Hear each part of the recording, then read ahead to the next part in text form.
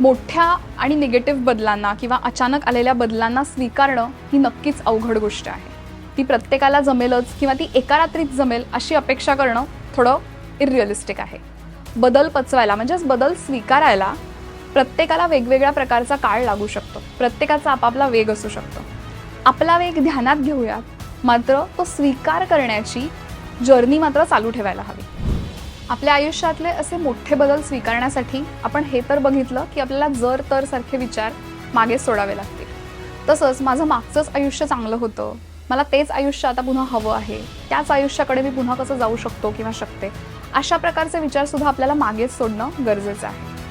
एकदा का आपण बदल स्वीकारले त्यानंतर त्या बदलांना बदल न म्हणता न्यू नॉर्मल म्हणणं आवश्यक आहे. आता हीच माझी नवीन नॉर्मल रियालिटी आहे हे म्हणणं आवश्यक आहे. त्याच संकल्पनेतून जेव्हा आपण या बदलांकडे बघू तेव्हा आपण त्यांच्याशी ॲडजस्ट करण्यासाठी जास्त चांगल्या प्रकारे तयार होऊ.